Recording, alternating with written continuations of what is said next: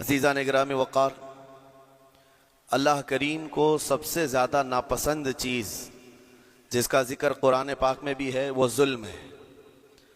ظلم کو اللہ تبارک و تعالی ہرگز پسند نہیں فرماتا، اور ظلم کا مطلب صرف کسی پر ہاتھ اٹھانا ہی نہیں بلکہ کفر اور شرک بھی بہت بڑا ظلم ہے۔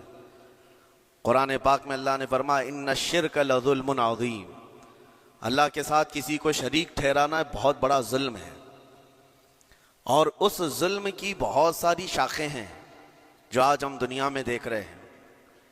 انسان کسی نہ کسی جگہ پر ظلم کرنے کا شکار ہو جاتا ہے، ظالم بن جاتا ہے۔ اور ظلم کی تعریف اگر دیکھیں عربی میں تو یوں کہا گیا وضع الشیء علی غیر محلہ، کسی چیز کو اس کی جگہ پر نہ رکھتے ہوئے، اس کی حیثیت کو اس کی حیثیت کی جگہ پر نہ رکھتے ہوئے دوسری جگہ پر رکھ دینا، یہ ظلم کہلاتا ہے۔ حقدار کو حق نہ دینا یہ ظلم ہے، یا اپنے حق سے زیادہ کسی سے چھین لینا یہ بھی ظلم ہے۔ اور یہ ظلم کی ایک دو نہیں ہزاروں مثالیں ہیں، لیکن قرآن ہر ظلم کی مذمت کرتا ہے۔ اللہ کریم کئی جگہوں پر ارشاد فرماتا ہے ان اللہ لا يحب الظالمین، اللہ تعالیٰ ظالموں کو ہرگز پسند نہیں فرماتا۔ میرے عزیزو، گناہ بھی ظلم ہے، جیسے کہ قرآن میں اللہ نے فرمایا وَلَوْ أَنَّهُمْ إِذْ ظَلَمُوا أَنفُسَهُمْ، جب لوگ اپنی جانوں پر ظلم کر لیں تو اے محبوب آپ کے دربار پہ آئیں۔ یہ جو آیت ہے، ظلم کا مطلب کیا ہے؟ انسان جب گناہ کرتا ہے تو وہ اپنے آپ پر ظلم کرتا ہے۔ ظلم کی بہت ساری شاخیں ہیں، اور ظالموں کو اللہ پسند نہیں فرماتا، چاہے وہ اپنے اوپر ظلم کیا ہو یا کسی نہتے پر ظلم کیا ہو۔ آج دنیا میں جو حالات ہم دیکھ رہے ہیں، ظالموں کا ظلم عروج کو پہنچا ہوا ہے، اور قرآن پاک میں رب تعالیٰ نے ظالموں کی نشانیاں بھی بیان کی، ایسا نہیں کہ یہ پہلی مرتبہ ہوا ہے۔ اللہ تعالیٰ فرماتا ہے وَكَم مِّن قَرْيَةٍ أَهْلَكْنَاهَا، کتنی بستیاں ایسی ہیں جن کو ہم نے ہلاک کر دیا۔ رب تبارک و تعالیٰ نے ان کو ختم کر دیا کیونکہ وہ ظالم تھے۔ ظالموں کی بستیاں جو ہلاک ہوئیں، قرآن پاک میں 3 مثالیں آپ کو بتاتا ہوں۔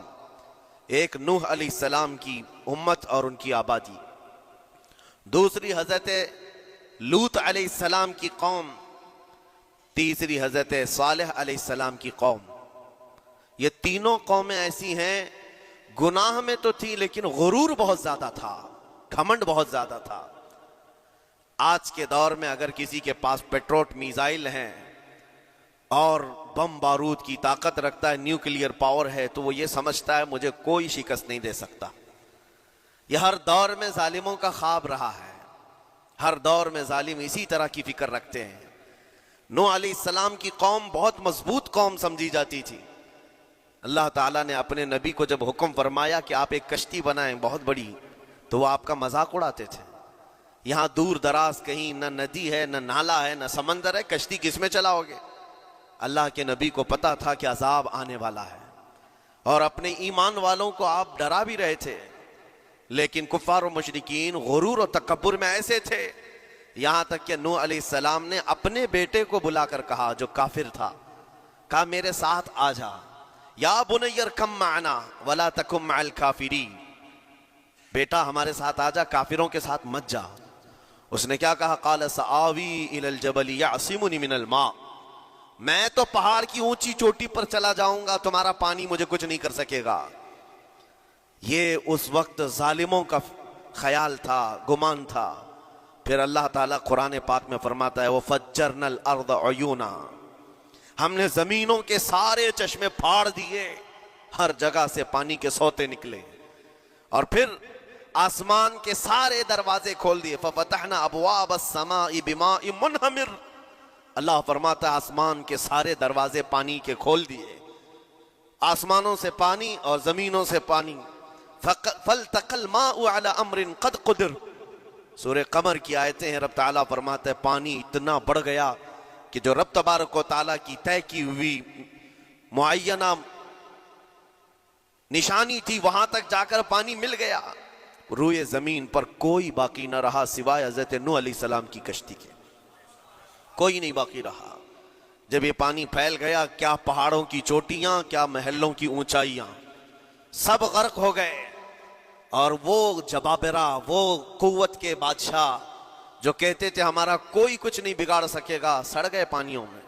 صرف پانی اللہ تعالیٰ بھیج دے تو انسان اسے روک نہیں سکتا، عذاب الہی کو کیسے روک سکے گا؟ دوسری گھمنڈی قوم، غرور میں مبتلا قوم تھی حضرت لوط علیہ السلام کی قوم، جو بدکاریوں میں ملوث تھے۔ اللہ کا جب عذاب آیا تو قرآن پاک میں رب تعالیٰ فرماتا ہے وَأَمْطَرْنَا عَلَيْهِمْ حِجَارَةً مِّن سِجِّيلٍ، نوکیلے پتھروں کی ہم نے ان پر بارش کی۔ فَجَعَلْنَا عَالِيَهَا سَافِلَهَا، ان کی اونچائیوں کو اٹھا کر کے نیچے پلٹ دیا گیا۔ زمین کو فرشتوں نے اوپر تک اٹھایا اور اس کے بعد پلٹ دیا۔ یہ پوری بستی غرق ہو گئی، ختم ہو گئی۔ یہ بستی بھی وہی تھی جس کو حضرت لوط علیہ السلام بار بار تنبیہ کرتے تھے کہ ظلم سے بچو، ظلم سے بچو۔ ظلم اللہ کے عذاب کو دعوت دیتا ہے، لیکن وہ مذاق اڑاتے تھے، اور جب ہلاک و برباد ہو گئے، ختم ہو گئے، ان کی نشانیاں بھی باقی نہیں رہی۔ وہ پتھروں کی بارشیں کہاں ہوئی تھی واللہ عالم، لیکن میرے عزیزو، ہم نے دیکھا ہے جہاں یہ قوم آباد تھی اس علاقے کو آج بتایا جاتا ہے وہ جارڈن کا علاقہ تھا، بحر مردار، جہاں پر آج باقی ہے ڈیڈ سی۔ میں خود سفر پر دیکھا، جارڈن کی ایک سرزمین پر گاڑی چلتی جا رہی ہے اور کالے کالے پتھر، جہاں تک نظر کرو صرف پتھر ہی پتھر ہیں، بہت نوکیلے۔ ایسے پتھر میں نے دنیا میں دوسری جگہوں پر نہیں دیکھا۔ آج بھی اسی طرح سے باقی تقریباً 100 کلومیٹر 150 کلومیٹر تک صرف پتھر ہی ہے، بیچ میں صرف ایک روڈ جاتا ہے، اس کے بعد نہ کوئی درخت دکھتا ہے، نہ کوئی عمارت ہے، نہ کوئی پہاڑ ہے، صرف پتھر، پتھروں کا صحرا ہے۔ آج کی اس صدی میں دیکھ کر کے ان پتھروں کو ہیبت طاری ہو جاتی ہے۔ جس وقت وہ برسے ہوں گے ان کی حالت کیا ہوگی؟ اور میں یہ نہیں کہتا بالضبط کہ یہ وہی پتھر ہیں جو برسے تھے، واللہ عالم، لیکن میرے عزیزوں نشانیاں آج بھی عذاب الہی کی موجود ہیں۔ تیسری قوم تھی قوم شعیب اور قوم صالح علیہ السلام۔ یہ دونوں قوموں کے بارے میں ذکر کرتا ہوں۔ حضرت شعیب علیہ السلام کی قوم صرف ناپ تول میں کمی کرتی اور کفر و شرک بھی کرتے، شعیب علیہ السلام ان کو روکتے تو وہ ان کا بھی مذاق اڑاتے، اور جب عذاب الہی کے آنے کی بات کیا تو جانتے ہیں کیا کہا انہوں نے؟ یہ وہ قوم تھی جو پتھروں کو تراش کر کے گھر بنا لیتے تھے، یعنی پورے کے پورے پہاڑ کو، پتھروں کا جو پہاڑ ہوتا ہے اس کو تراشتے تھے، اور ایک آدمی کا ایک گھر ایک پہاڑ۔ آج کے دور میں ساری بلڈوزر مل کر کے نہیں کر پائیں، مشینیں مل کر نہ کر پائیں، وہ اس وقت کے لوگ بھاری بھرکم تھے، جسامت والے تھے، طاقت والے تھے، جب وہ اپنے رہنے کے لیے ایک پہاڑ کو تراش سکتے تھے۔ 4000 سال پہلے کی بات کر رہا ہوں۔ اس وقت میرے خیال سے وہ اپنے زمانے کے سب سے بڑے ماڈرن لوگ یا ترقی یافتہ لوگ کہلاتے ہوں گے، سب سے زیادہ ترقی یافتہ کہلاتے ہوں گے۔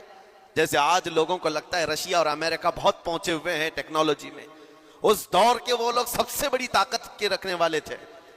جب حضرت شعیب علیہ السلام نے ان کو اللہ کے عذاب سے ڈرایا تو کیا کہتے تھے؟ عذاب وہی نا جو نوح علیہ السلام کی قوم میں آیا تھا، بارش آ گئی تھی، زمین سے پانی نکل گیا تھا تو پانی بہت ہو گیا تھا، یا پھر وہ جو لوط علیہ السلام کی قوم پر آیا پتھروں کی بارش، یا پھر ہواؤں کا عذاب؟ اگر یہ تینوں بھی آئیں تب بھی ہمارے ان پہاڑوں کے گھروں کو نقصان نہیں کر سکیں گے، ان کا اتنا غرور تھا۔ اگر پانی بھی آ جائے سمندروں کا، یا ہوا بھی تیز چلے، یا پتھروں کی بارش ہو، ہم تو بہت محفوظ قلعوں میں ہیں۔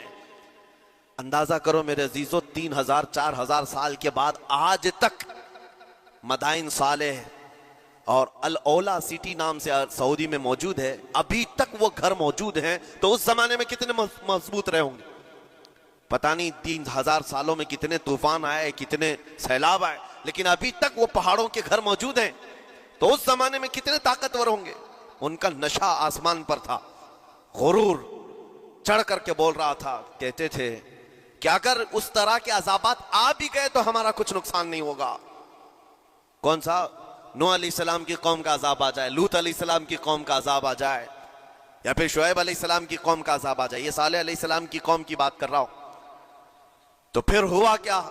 اللہ کے نبیوں نے انہیں ڈرایا اللہ کے عذاب سے، باز آ جاؤ، اللہ وحدہ لا شریک کی طرف جھک جاؤ۔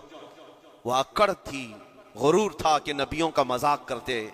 پھر ہوا کیا؟ قرآن کہتا ہے صرف ایک فرشتے کو اللہ تعالیٰ نے زمین پر اتارا، ایک فرشتے کو اتارا، اور اس کے بعد اس فرشتے نے ایک چنگھاڑ لگائی، ایک آواز کی، ایک آواز، صرف فرشتے کی ایک آواز ایسی تھی کہ جتنے اپنے مضبوط قلعوں میں گھروں میں موجود تھے، اس آواز کی ہیبت سے ان کا بھیجا کانوں سے باہر نکل آیا تھا۔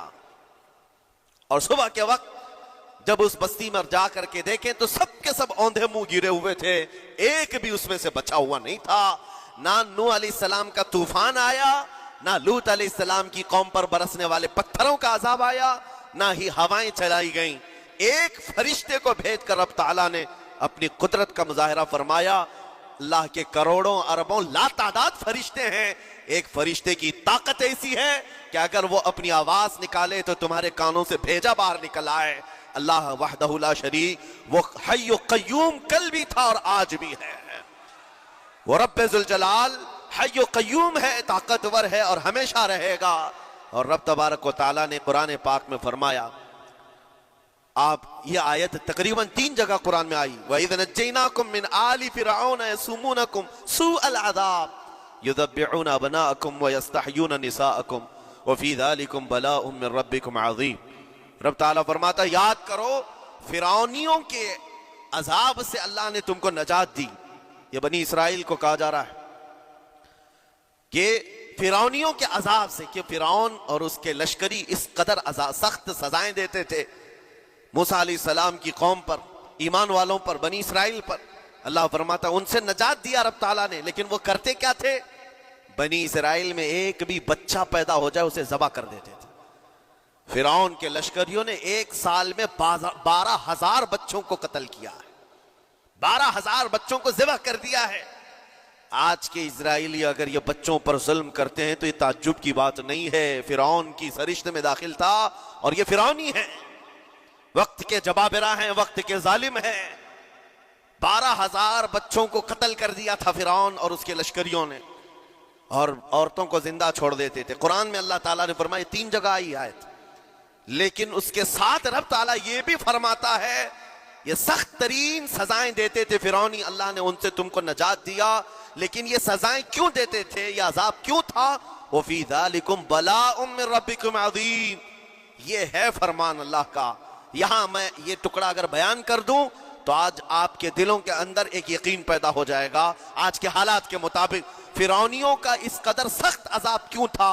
رب تعالیٰ فرماتا ہے اے مومنو، ان تمام معاملات میں اللہ کی طرف سے تمہارے لیے بڑا امتحان تھا، یہ امتحان تھا اور وہ امتحان آج بھی ہے اور ہر زمانے میں رہے گا۔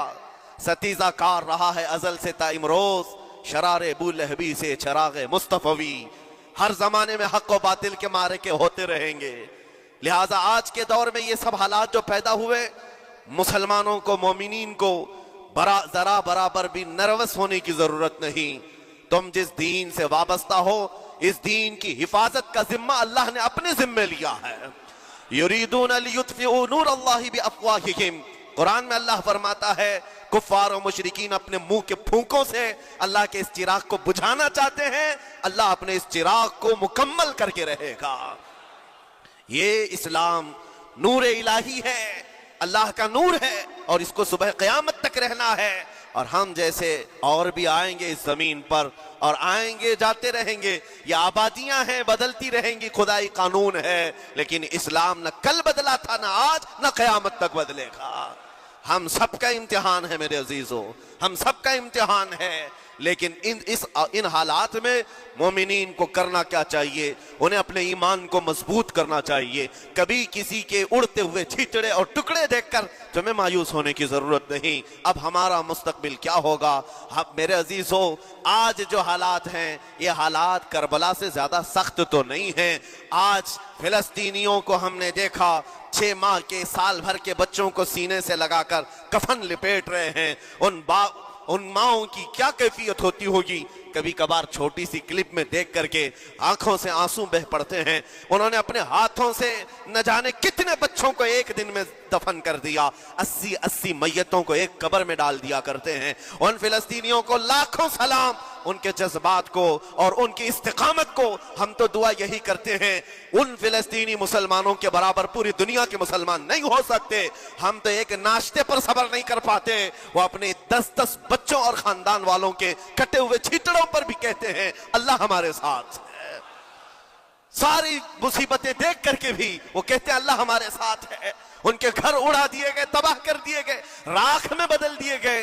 और न्यूज एंकर, ये दज्जाली मीडिया वहां जा करके उनके जख्मों को खुरेद करके पूछता है तुम्हारा माल कैसे आएगा, तुम्हारा घर कैसे चला गया। लेकिन उन हालात में भी वो मुस्कुरा कर कहते हैं अल्लाह ने दिया था, फिर अल्लाह है और अल्लाह देगा। उनके ईमान के बराबर हम नहीं हो सकते। लेकिन मेरे अजीजों, पूरी दुनिया के मुसलमानों में इस मसले ने आज एक इत्तिहाद की फिजा कायम की है। अगर हमारे दरमियान आज भी इत्तिहाद नहीं हो सकता तो फिर मेरे अजीजों, शायर ने सच कहा था, जगह जगह के थक चुके हैं तुम्हें ये हंगामे, नशाते लज्जते ख्वाबे गिराम बदल डालो। गलत रवि से मनाजिल का बौद बढ़ता है, मुसाफिरों रविश कारवां बदल डालो।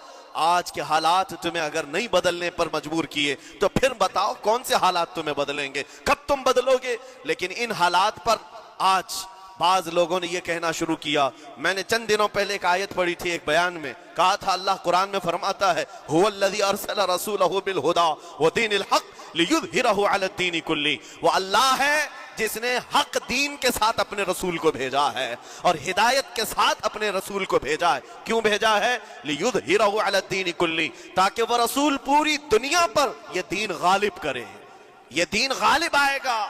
तो बाज मुझसे कहने लगे मौलाना स्टेज पर बैठकर चिल्लाते हो, कई कुर्सियों पर बैठकर कहते हो कि तुम्हारा दीन गालिब आएगा। तुम्हारा दीन तो आज टुकड़े टुकड़े किया जा रहा है, कोई कुछ नहीं कर पाता। उन जालिमों को मैं ये कहता हूँ, उनको ये मैं कहता हूँ, इन तमाम हालात से तुम हरगिज ये मत समझना कि दीन गालिब आएगा। चांद पर भी गहन लगता है, लेकिन जब गहन छटता है तो चांद पूरे आबो ताब के साथ चमकता है। आज अगर उम्मत मुस्तफ़ा पर गहन लगा है तो मैं अपने इन तमाम नौजवानों से जो अभी उन फवाने शबाब में दाखिल हुए हैं, अभी अभी ये दुनिया को देखने के काबिल बने हैं, मैं उनसे कहता हूँ इन आंधियों से, इन तूफानों से घबरा करके न तुम्हें दीन बदलने की जरूरत है, न तुम्हें अपना मसलक और मजहब बदलने की जरूरत है। बल्कि मैं ये कहता हूँ न घबराओ मुसलमानों, अभी खुदा की शान बाकी है, अभी इस्लाम जिंदा है, कुरान बाकी है। ये जालिम काफिर क्या समझते हैं जो रोज हमसे उलझते हैं? अभी करबला का आखिरी मैदान बाकी है, अभी तो करबला का आखिरी मैदान बाकी है। अजीज़ान गिराम वक़ार, मेरे नबी करीम सल्लल्लाहु तआला अलैहि वसल्लम ने जो फरमाया वो होकर रहेगा, वो होकर रहेगा। मेरे आका सल्लल्लाहु तआला अलैहि वसल्लम का फरमान आलीशान मैं सुनाता हूँ। हुजूर फरमाते हैं ला तज़ालु इसाबतु मिन उम्मती युक़ातिलूना अला अबवाबि दिमश्क़ व मा हौलहा व अला अबवाबि बैतिल मुक़द्दस ला यदुर्रुहुम ख़ुज़लानु मन ख़ज़लहुम ज़ाहिरीन अलल हक़्क़ि इला अन तक़ूम अस्साअह औ कमा क़ाल रसूलुल्लाह सल्लल्लाहु अलैहि वसल्लम। मेरे आका फरमाते हैं क़यामत तक मेरी उम्मत में से एक जमात ऐसी होगी जो बैतुल मुक़द्दस के इर्द गिर्द हक के लिए लड़ रही होगी। हुजूर ने फरमाया क़यामत तक लड़ती रहेगी, लेकिन साथ में उनके लिए मेरे आका ने फरमाया पूरी दुनिया के बुरा चाहने से उनका कुछ नहीं बिगड़ेगा। इसका मतलब क्या है? अगर आप हमसे पूछते हैं कुछ नहीं बिगड़ेगा, हुजूर ने फरमाया कुछ नहीं बिगड़ेगा, लेकिन हम तो देख रहे हैं उनके घर तबाह हो गए, बच्चे मर गए, छोटे बच्चों के सरों से बाप का साया निकल गया, किसी के सामने उसकी मां की तड़पती हुई लाश है, और हदीस में कहा जा रहा है उनका कुछ नहीं बिगड़ेगा। सब तो बिगड़ गया, माल भी गया, दुकान भी गई, तिजारत भी गया, घर भी गए, औलाद भी, रिश्तेदार भी, और हदीस में कहा जा रहा है कुछ नहीं बिगड़ेगा। मेरे अजीजों याद रखो, मेरे आका का फरमान हक है, कुछ नहीं बिगड़ेगा का मतलब क्या है? ये तमाम असबाब जाने का मतलब ये नहीं है कि बिगड़ गया, बिगड़ा तो उसका है जिसका ईमान बिगड़ गया। ईमान जिसका गया उसका सब बिगड़ गया। और हमने उन बच्चों को देखा है आज, अरे रात को सोते हैं तो उन्हें पता नहीं होता सुबह होगी भी कि नहीं होगी, लेकिन उसके बावजूद एक दिल दहला देने वाली बात मैं बताता हूं। मिस्र की सरजमीन से लोग पानी के बोतलें और डब्बे उठा उठा करके बॉर्डर पर जा रहे हैं, लेकिन फिलिस्तीन गज्जा के वो मुसलमान कहते हैं अपना पानी तुम रखो, अल्लाह करीम हमारे लिए कहीं से अपनी ही जमीन से पानी अता करेगा। उनको लोग कह रहे हैं क्या आप नहीं देख रहे वक्त का बड़ा फिरौन रोज अल्टीमेटम देता है 24 घंटे में इलाका खाली करो, निकल जाओ, घर खाली करो। कैसा ईमान है तुम्हारा क्या आने वाली बड़ी बड़ी मिसाइलों का अपने सीने से मुकाबला करते हैं और कहते हैं कल से हम यही थे, आज भी यही हैं और यही रहेंगे और इसी मिट्टी में दफन हो जाएंगे। ये जो इस्तिकामत है, इसी को मेरे आका ने फरमाया दुनिया उनका कुछ नहीं बिगाड़ सकेगी। ईमान अगर मजबूत है तो कुछ नहीं बिगड़ा है। अरे 6 साल की बच्ची, 6 साल की बच्चियां, ट्रेंड चला हुआ है उनके मोहल्लों में, ट्रेंड चला हुआ है, अपने अपने हाथों में मेहंदी से अपना नाम लिख रही हैं, हंसी खुशी। पूछा उनसे कि नाम लिखने का ट्रेंड क्यों चला है अभी जंग के हालात में मेहंदी से? कहती हैं कल को अगर हम उड़ गए, चेहरा नहीं मिला, जिस्म नहीं मिला, हाथ अगर बचा हुआ हो तो नाम देखकर हमारे माँ बाप पहचान तो सके। शहादत का ये जज्बा, शहादत का ये जज्बा 6 साल के बच्चों में अगर आया है, यकीनन उनके सीनों में ईमान मौजूद है, ईमान मौजूद है। मेरे अजीजों जरा अपने हालात पर जरा तवज्जो करो। मौला करीम ने हमें किस चीज की कमी दी है? कौन सी चीज कम आई हमारे घर में? हम तो मुरक्कन ग़िज़ाएं रोज खाते हैं। आज हमारे पास सारी नेमतें अल्लाह ने दी हैं, हम अय्याशियों के अड्डों पर पूरी रात गुजारते हैं। हमारे शहर आज जिस गली से गुजर जाएं, सुबह की अजान तक यहाँ गप्पे लगाते हुए खड़े रहे। ऐ मेरे अजीजों, हालात तो हमारे ऐसे हैं कि खा खा करके चर्बियां चढ़ गई। हमें उनका क्या एहसास हो पाएगा? उनका क्या एहसास हो पाएगा जिनके यहाँ पानी से ज्यादा खून देखा जाता है, जिनके यहाँ जिंदों को पकड़ने के लिए नहीं, अब मुर्दों को पकड़ने के लिए लोग भी नहीं है। अजीजा ने गिरा में वकार, जनाजा उठाने के लिए लोग पूरा दिन इंतजार करते हैं, कोई नहीं है। पुरसाने हाल, इन सब हालात के बावजूद मैंने एक बच्चे को भी वहां से ये कहते हुए नहीं सुना कि हम पर बहुत बड़ा जुल्म हो रहा है, हमको यहां से निकाल लो, मदद करो, कोई आओ। नहीं, वो सब सिर्फ इतना ही कहते जो कुछ हो रहा है हम अल्लाह के पास जाकर कहेंगे, ये सारे मामलात हम अल्लाह की बारगाह में शिकायत करेंगे। यह है ईमान, यह है इस्तिकामत। और मेरे आका सल्लल्लाहु तआला अलैहि वसल्लम के फरमान आलीशान के मुताबिक उनके लिए इतनी ही बड़ी दौलत काफी है। आखिर में मैं इतना कहूंगा, इजराइल के कुत्ते और सालिम मिलकर ईंट से ईंट बजा दें, उनके टुकड़े टुकड़े करके राख कर दें, तब भी हम कहेंगे फतह तो बैतुल मुकद्दस की ही है, फतह तो उन मजलूमों की है जिनके पास खोने के लिए कुछ नहीं था, फिर भी वो डटे रह गए। तुम्हारे पास तो पेट्रोल मिसाइल, बड़े बड़े तुम्हारे पास तोप, बहुत सारी चीजें होकर बच्चों पर, हॉस्पिटल पर, न जाने कितनी जगहों पर तुमने बमबारियां की हैं। मुझे हैरत होती है पूरी दुनिया आज भी खामोश तमाशाई है।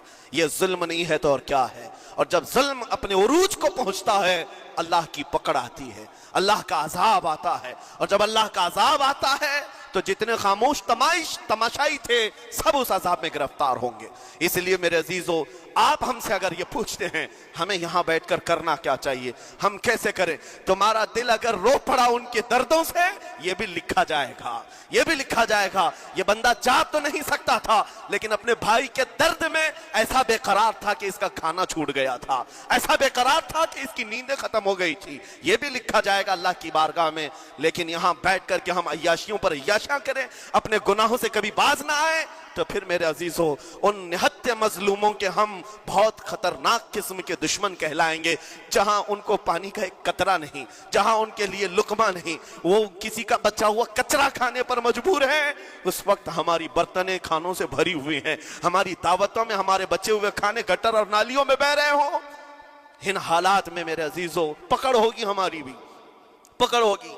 बदलो अपने हालात, उठो वो गरना हश्र न होगा फिर कभी, दौड़ो के जमाना चाल अपनी चल गया। मैं आप सबसे यही कहना चाहूंगा, ये जो हालात पैदा हुए हैं पूरी दुनिया में, ये मेरे आका के फरमान के मुताबिक अंदेशा ये लग रहा है अनकरीब इमाम मेहदी का ज़हूर होने वाला है। इमाम मेहदी का ज़हूर होगा और हालात बदल जाएंगे। लेकिन हमको किसी के आने का इंतजार करते हुए हालात का इंतजार नहीं करना है। अभी बदलो, आज बदलो, اللہ کی طرف دوڑو اور اس سے گڑ گڑا کر کہو کہ مولا کریم ہمارے شامت اعمال ہماری برائیوں کے سبب اگر یہ تیری پکڑ ہے ہم توبہ کرتے ہیں تیرے دربار میں۔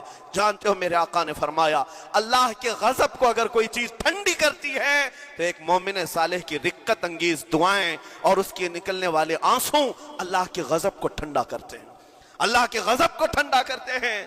تم گڑ گڑاؤ اس مولا کی بارگاہ میں، یہ نہیں کہ اجتماعی طور پر کسی کے سامنے آپ رو دھو کر چلے گئے یا پھر آپ لوگوں کو دکھانے کے لیے کوئی سٹیٹمنٹ جاری کر دی، نہیں، تنہائی میں بیٹھے ہو، اکیلے میں بیٹھے ہو۔ جیسے کہ کل ایک بہت اچھی چیز میں نے دیکھی تھی، ہمارے علماء نے اعلان کیا تھا پوری دنیا مل کر کے جمعرات کا روزہ رکھے، اس لیے کہ روزہ اللہ کو پسند ہے، اور افطار سے پہلے اگر کوئی دعا کرے اول دعا ہماری ان مظلوموں کے حق میں ہو، ان ظالموں کے خلاف ہو، مظلوموں کی مدد کے لیے ہو، یقیناً اللہ کی مدد آئے گی، اور آئے گی کیونکہ قرآن بار بار کہتا ہے الا ان نصر اللہ قریب، آگاہ ہو جاؤ بے شک اللہ کی مدد بہت قریب ہے، اللہ کی مدد بہت قریب ہے۔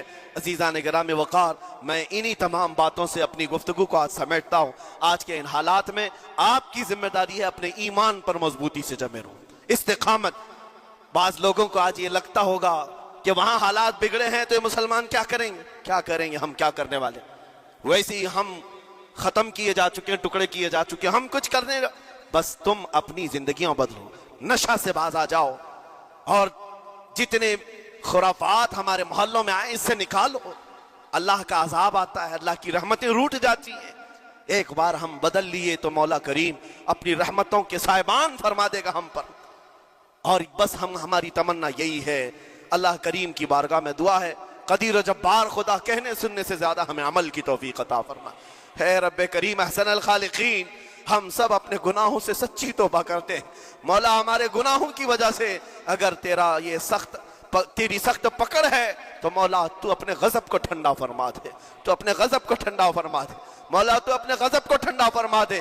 اے کریم خدا، تیرے حبیب کی امت تڑپ رہی ہے، اور ہر جگہ مولا ظلم و ستم کا نشانہ ان غریب مظلوموں کو بنایا جا رہا ہے جن کے پاس ایک وقت کا کھانا بھی باقی نہیں رہا۔ مولا تو اگر مدد نہیں کرے گا تو کون مدد نازل فرمائے گا؟ اے رحمان، ہمارا عقیدہ ہے تو ہی وہ خدا ہے جو ابابیلوں کو بھیج کر ابرہہ کو ہلاک کیا، تو ہی وہ خدا ہے جو بدر میں اپنے نبی کے لیے 5000 فرشتوں کو اتارا۔ اے مولا، تو ہی وہ خدا ہے جو یونس علیہ السلام کو مچھلی کے پیٹ سے زندہ سلامت نکالا، تو ہی وہ خدا ہے جو ابراہیم علیہ السلام کو بھڑکتی ہوئی آگ سے زندہ محفوظ فرمایا۔